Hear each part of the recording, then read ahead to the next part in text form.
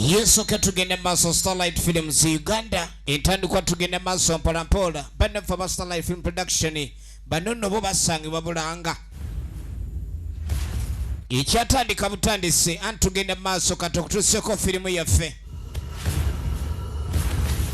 eno ye filimu yaffe lwalero okuva mbana fa abana be Bulanga kakati tulengera mu kutandika waliwo omwana obuwala kuno kwe bayita okubigula Ilanga Mr. VX ya producer filimu eno tandika butandisi tugenda maso omwana ono aba agenda bannange hati nyenda kweyamba omuntu ayenda kweyamba ng'ayingira kasoli w'abandi Kintu Godfrey Lukalango Isima locations manager kumbe eno waliwo ajasota lundaganya mpola lundaganya Lelixi Mr. VX ikyali ntandikwa waliwo filimu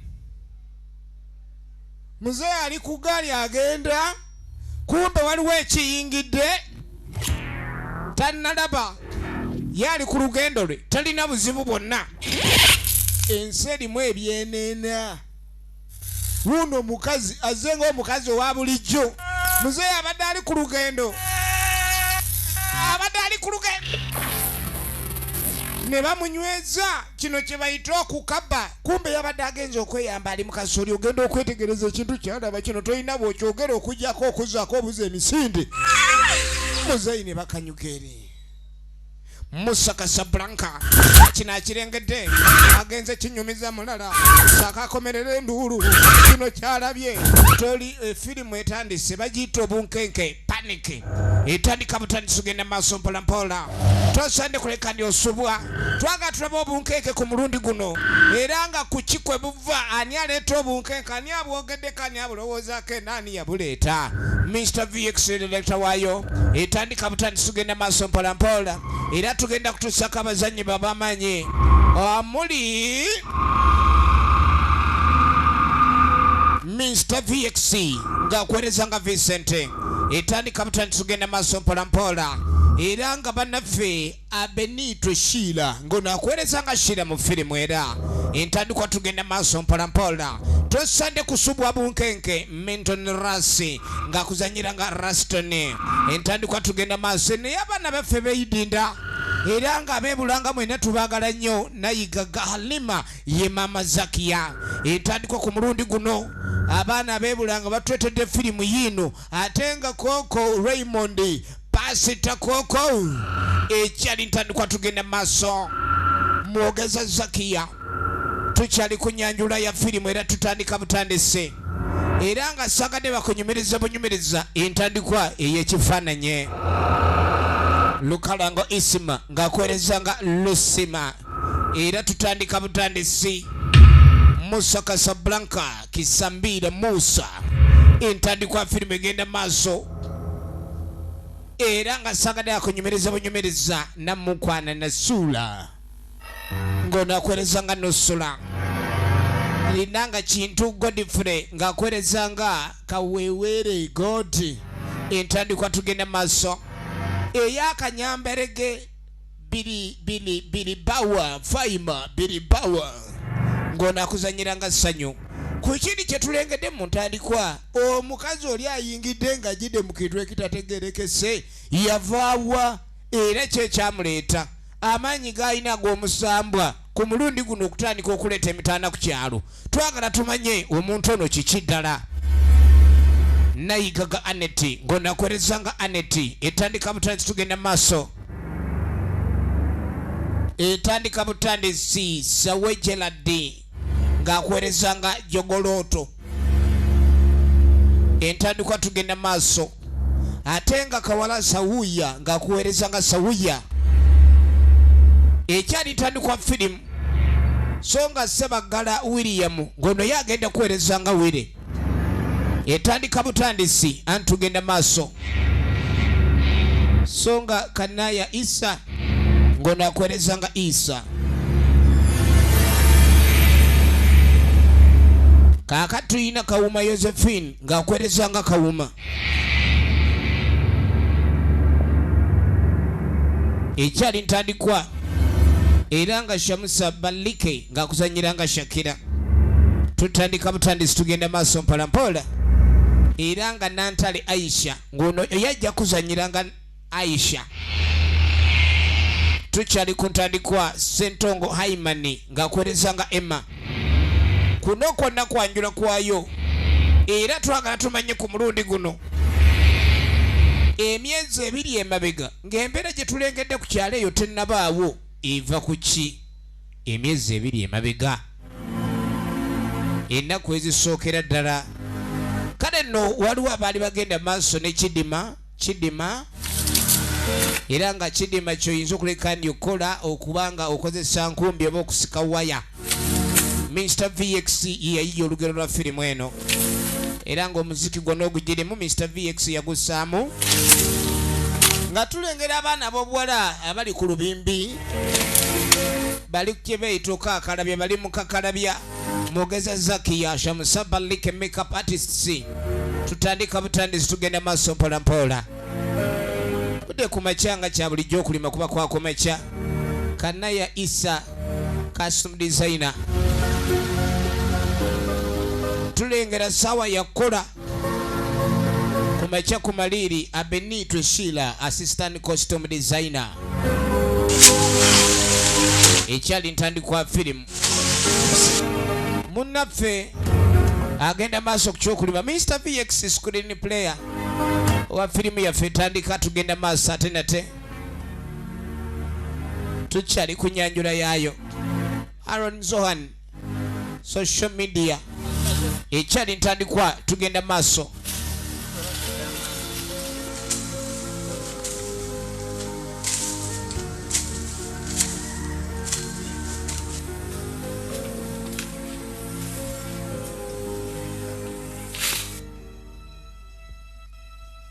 Kaakano oluvannyuma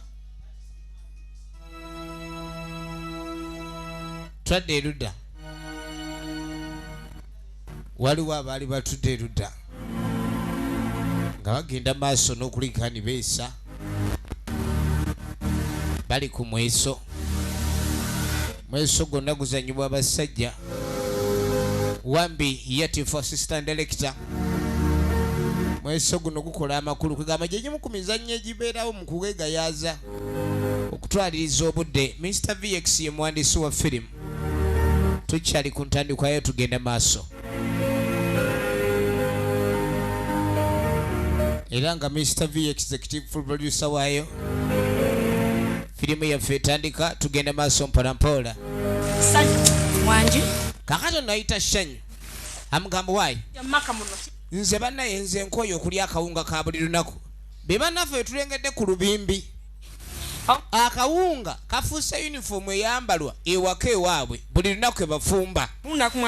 Naye simanyi eba okukyogera ku kinaamala kuba buli tukyogerako tebakifaako. Ono agayisima yaleeta obuzibu. Buli kaseera maama waabuze ekyokulya yayogereyo kawunga. Mwe temwagala tulye kawunga musirike bannange naagaye mujje mulime. Bwe mwogere nnyo mulekerawo okulima. Maama nze banne tukooye akawunga. Olaba temwagala kulya kawunga ate mu kawunga mwe muva amaanyi. Isima buli waali akawunga alimanga tulakita. Kyova olaba aba awagira nnyo ekyo kafumba buli lunaku. Kadibonga abaana b'obuwala bakakooye kuba buli gye bakoma okulya akawunga emikono gigumanga emiti. Ne batandika okuba ni bakaluba kamala. Olubimbi olwo lino okutuuka kuli. Banne mukimanye byonna muyomba olubimbi ndwagala eno. Mama aya akawunga ife. Banne maama ffe okulima tujja kulima naye akawunga kirala kutushukiza akawunga katusobedde. Akawunga nanse no tukyamyemba. Omanyi akawunga bakajja mu misoli emyegikaze. Kadi bw'okalya ennyemba ziguma. Otandika ogaya ng'olinga agaya obuti. Muwulire baana bange. Kale ne maama ogenda okwetegereza ekyo abaana kye boogera tewali buzibu. Era agamba ajja kulekani ekintu kino akikola mu ngeri y'ekyenkanye. Omulenzi aba ayagala kawunga ke bajja omufumbira. Ate abaana ab'obuwala babafumbira oba oli awo ku mmere endala. Ayo bayida bateerako dduuma n'amaido. Bajja kulya ku mbooli. Embooli ddiriwo badde okukamateeza embooli. Ekyatandika butandisi firimu yaffe era tugenda maaso mpolampola. kakano mu kaseera kano abaana bo babanza okuleka ndi bakayana ku mbeera gye baali baagala okuleka ndi ekola ki ekyukamu wabula tugenda okudda erudda waliwo ate abalala abaali baleka okuba ndi bava ku lubimbi baali bava ku sayidi endala nagambye ensangi zino abantu okulekaani obaako ekintu kyokola ate muyina okulekaani mufuba nnyo okulekaani mukola kaani okudda nwali basajja bakulu abaali batudde agamba akuze era buli omu amulaba nti akuze kale no omuntu yenna obuvunanyizibwa buli wokulaba oba musajja oba weetaaga kufuna mukazi ate oba mukyala oba weetaaga kufuna musajja agamba neeta okulekaani nfuna omukyala nga wange bwomu tonafuna muwala kunisinaba aye bwoba oli kwenda okuba omusajja kati amugaba oyagala owasa omukazi anaakuwa emirembe mu bufumbo funa mukazi wa wandibadde tofuna bawalawala baakuno ku kyalo abawala baakuno ku kyalo eŋŋambo zitambula ne mu muwemba babasumbuyirayo abalungi kene ku kyalo kuno kuliko abawala abatalabika bubi abakaaba okumpi basabiriza n'agamba abakazi b'okumpi nga basabiriza kyetaaga omukazi gw'onojja ewala kuba omukazi w'okumpi n'okuno bayanguyirwa bw'omugambako nga dda ewaabwe kuba abakumpi naye omukazi gw'ojja ewala nga transport wa mitwalo 10 ekyokuno bakyasooka okusiimuula mu kalenda ye naye bw'ofuna omukazi ow'okumpi omuyombesa nga ewaabwe bigere yatuuka omuyombesa nga bode yakasanvu emutwala ekintu ekyo oba okibaze bubi tugenda maaso ne firimu yaffe kale nno bwe tudda erudda waliwo eyakoze ku kyokumaliriza okulima aye n'abaako ekitabo kyagenda maaso n'okusoma naye tulengera waliwo abakkirira obukkirizi baabano waliwo abatuuse edda mu nnimiro waliwo bannaffe abaana walala tulengera abalala waliwo ali mu bayibuli bane mujje mulabe Vincent buli kaseera era mu bayibuli kati bo ng'abaana b'obuwala abakuze ku kyalo kuno abalungi kibaluma nnyo okulaba omulenzi nga buli kaseera abeera mu bayibuli omanyi n'omulenzi abeera mu bayibuli tebamukemaakema omulenzi oyo aba tebamukuulakuula bannange oyo simanyi nti tunaafunamu abawala bwe bakuze abanna ku kyalo ne balaba omulenzi omu aliko ku kyalo ng'aza mu bya bayibuli oyo tabamu makulu ova ku muntu akugeya ng'owulira kati batandika omugeya ng'awulira buli kimu tugenda maaso ono agambye ebyamutamya bano ab'eddiini nnyingi ogenda mu kabuyonjo dduwa ogenda wa dduwa buli kimu dduwa n'okuba agenda okubaako emirimu gino adduwa kyova buli waaba aba ni bayibuli kati ono naye alabika atandise okuleka yakopa enkola eyo kati ng'agatugende naffe ayinza otusomerayo akanyiriri mujje binonya ebimusumbuyira bimulengedde ali mu mwoyo ne bijja mbw asoma nnyo bayibuli asoma nnyo edduwa buli kaseera saala alabika ne waaba agenda mu kikolwa ekyokubaako ekikolwa asooka saala kati nga bigenda maaso n'omukyokooza bimukyokooza bukyokooza kanyiriri kyakali omwo nti jja mu lyato lyo naye famire eyo yonna yonna agenda maaso n'okwetegereza ebyo byagambibwa ono omugundi Nuwa lube nga ayingira eryato ne famire yonna Mukama Katonda ennaku z'amataba we yali azisembeza ku nsi eyo ne tuvaayo twadde erudda waliwo agezaako okuleka ndi atereeza obugoye n'obugoye bw'atereeza ali mu kwanika eno gye tulaba nagambye yavudde mu baana abaffe ab'ebulanga era mwenna ab'ebulanga tubaagala nnyo abawagira bannaffe aba Satellite Film Productions kati waliwo ayita Maama Zakia wangi esoko gye ida omukazi ow'empisa tajimirira ku musajja ng'amuyise tidi lwaki babalwire aye nga bali kwira kyendi dikati bali eyo bali ba muzaano ekifo ky'okwiragano bakuyambe ku mirimu gya toletagala baana kuddeeyo kubeerayo nnyo abaana abatambula ne batadda ne bagenda okugera ne batadda kintu ekyo sikyagala balwisaayo nati munaye babaako ebyokutereeza kyekibalwisa kuba kati ate emirimu gyonna bw'onooba gwegikola mukwano nze obudde mbufuna ntya ye taata ayagala nnyo abaana emirimu egisinga bagimalirize afune akadde akamala n'omukyala tugenda maaso kaakanno bano bakyalima kale baana bange bano bali mu kukirira bukirizi bane mwebale kulima mwisuukeyo muvuddeyo mu nnimiro nti tuvuddeyo munnange abaakeddeyo mu nnimiro bawanyuka waliwo abakyaluliko kale n'abaana abakuzibwa obulungi ne bw'osanga muntu w'okukyalo wadde si yakuzaala naye ng'ali myaka gya mukaddewo osaanidde omulamusa naye omwana alema okulabika nti alamusa abantu basanze abakulu nalabika okubanga tayagala ddala kumanya ekyo kyekiraga ni empisa ziwedde mu bantu kale nno munnange oluvannyuma lwa sabbiiti waliwo munaffe gwe tulengera wona gyatambula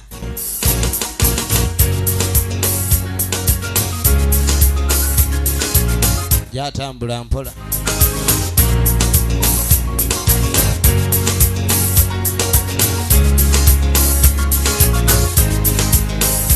tugenda maaso nagamba etutandika ntandike olwo waliwo ali ku kiddima erudda ye musajja waffe buli waba alima abeera alima n'enku ne bayibuli ayagala nnyo katonda era agoberera nnyo ekigambo kya katonda okusinziira ku ekyo ekyawandiikibwa mu bayibuli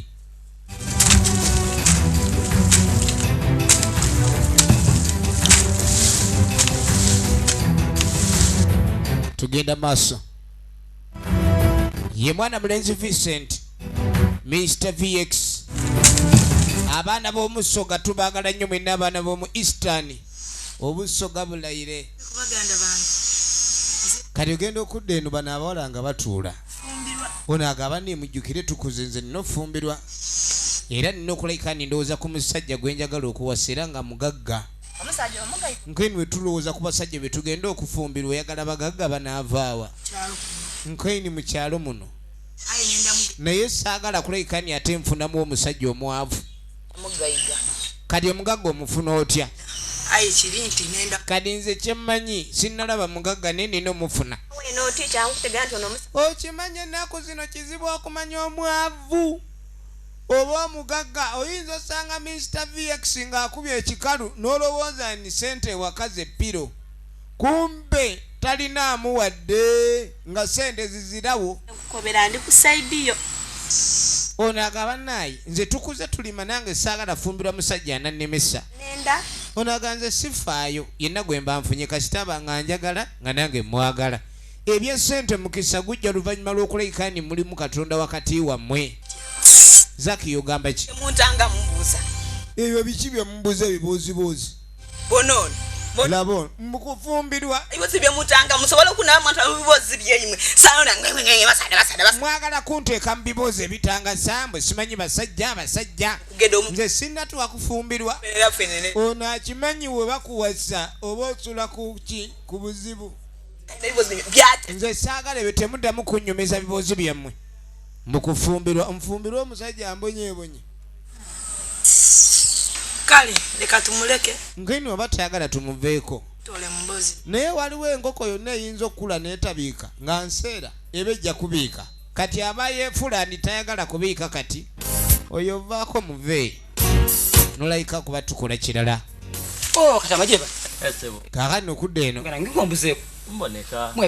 nga bw'omanyi munnange era ebyekyalo si kirungi okuleka nyoyita ku muntu muno era kabonero kalaga bwa katonda okuba nyosinkana muno n'omubuuzaako erudda Vincent abadde ali mu kulima naye ya buli waba alima aba ne bayibuli okwandibadde okuwummula ate abeera asoma bayibuli kyasinga okukola kwe kutegeera ennyo ebyo ebigambo bya katonda ayagala nnyo okumanya katonda anaayogerawo ki wanagamba woki efirimu egenda maaso era twagala tumanye luddawa gye bigwera.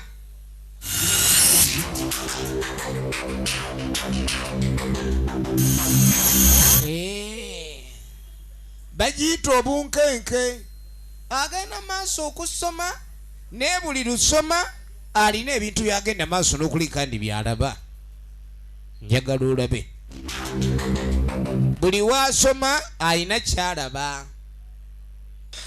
Kale wama kambabuzeeko basaada kimi bimwenda okujja nabo mulala nusula tukobereku baba nze nkukova nze nenda musaada nenda. Ono yagambye tayagala musajja oba mugagga oba ki ye obulamu bw'omusajja amwagala kyekibuuzo ekiriwo. saada mugeiga Nze temunyumiza lava enyuma mulimu sente. Nze njagala musajja mugagga geiga nga n'okwevugayo era omusajja atalina mmoroka wange tajja.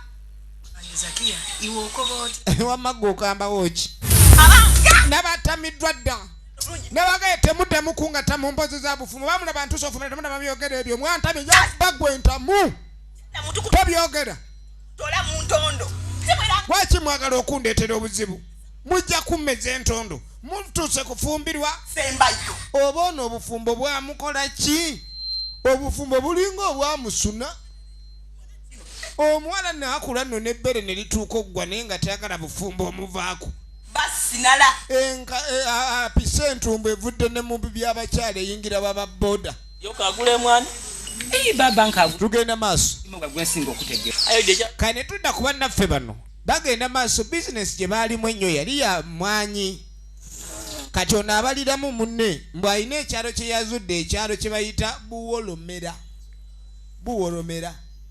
ekyalo buwolomera bagamba nti waliwo emwanyi zaabala buli mpeka y'emwanyi yenka n'ensigo ya ffene ezo emwanyi ziba zaabala nnyo kati tubadde twagala tugee tusuubule naye emwanyi ezo tebaziseera yoningi gye ziriyo diriyo emwanyi nindi aye kyetwenda akola twetaaga kujja buje tube nga tusuubula bwa mwanyi. iwe faga noti tuuka mu tawuni eyiganga ono yamubuulira emwanyi gye zisuubulwa ate yatagenda mumugoberera kumuwerekera naye nga yamubalira kuba okwagaliza kintu kirungi Katonda ayagala nnyo abaagaliza banne. abo botuuse nabo tuuke baide akulagira bulagirire Emwanyi ziri buwolomera baasi efirimu egenda maaso katulabe gye biggwera.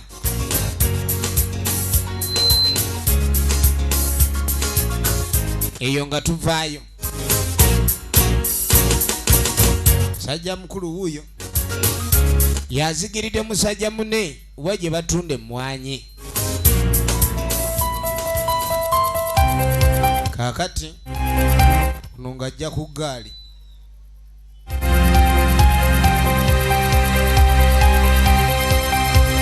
yavuga mpola ng'akutte minzaani ye. Bintu bino eby'obusuubuzi tebisaana kulwamu. Bamugambye ni waliwo awali emmwanyi ng'asooka aleeta pajero ye. Bw'aleeta pajero ng'asooka agipaakinga wali ng'abaako gw'ayita twadda wano unaayita niti kyava amutuma omukeeka balina omugenyi.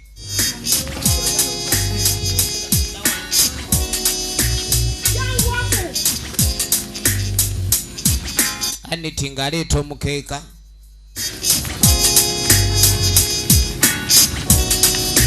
kyava aguteeka wano basobole okubuuza ku mugenyi. Efirimu yaffe ekyatandika butandisi era gye bayita obunkenke.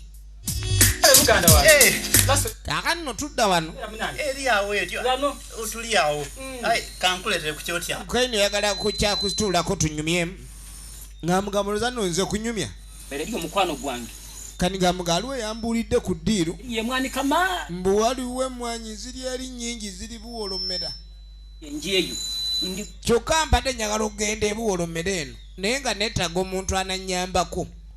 E Buwolomera mu Luganda kitegeeza gye bawolomera, Oluganda oluliko gye baŋŋaŋalira, kale Oluganda olutegeerwa gye bawolomera, gye bakaabira. nanda kutemera okutemera Kyokka onaamugamba tugende tube nga tukola ffenno nnyambe, nja kubaako engeri gye nkuyiddizaayo kye nkuddiza. muganda wange nda kuwa ku magoba menga ki emwani kasatu nabatu Emmwanyi we tumala osuubula ekiddako kiba kyakkola, ate lwaki oba ogenda maaso obe nga owulira bulala kale kono tewali ttabu bwe kiba bwe kityo. kuba ni minzaani yino lukubona Minzaani agirina, bagambye emmwanyi ze eri nnungi, ensigo mpeke mweziri, emmwanyi nene bulungi. Bagenda Buwolomera, bajja Buwolomera. Efirimu egenda maaso, efirimu egenda maaso. Kaakati ono ali wano ne munne bali mu lugambo. Amazima mbutuufu bwene Kwe nkubulire bakufumbirwa tyenda musaada mu nze kufumbira njagala naye nina ekizibu. saada wapi kuba Kati omanyi waliwo kye bayita adolescent stage. Omuntu yenna mu butonde ateekeddwa okkula, ate buli stage gy'atuukamu emyaka oba ebiseera ebyo biba n'empisa zaabyo. kyaweera kuba saada Kati bali eno ye bagamba obufumbo babwesunga, egyo emyaka giba gyesunga obufumbo.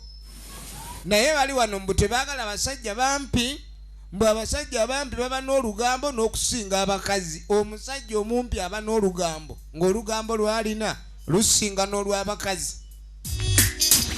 Efirimu egenda maaso. Kaakati bannaffe abakutte eggaali bagenda e Buwolomera, gye bawolomera, gye bakaabira, gye baŋŋaŋalira, gye basindira, mbu bagenda kugula mmwanyi. Efirimu eneetera otandika wano tukyalingiza ningize. Bannaffe nga beeyongerayo, bannaffe nga beeyongerayo.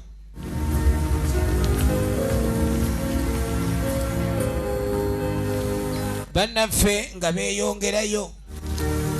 Wetusangira musajja mukulu agenda maaso, ajja waliwo ne Haji wuuno. Lunaku olw'ejjuma munange otambula n'ogenda okulabika ndi ate ofuna kutuba n'okusaala ejjuma. Waliwo ava ku jjuma, waliwo ayina n'ebitabo. Tugenda mu maaso.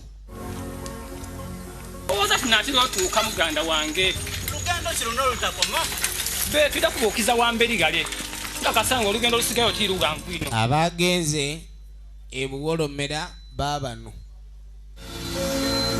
bagiire Buwolomera, bagiire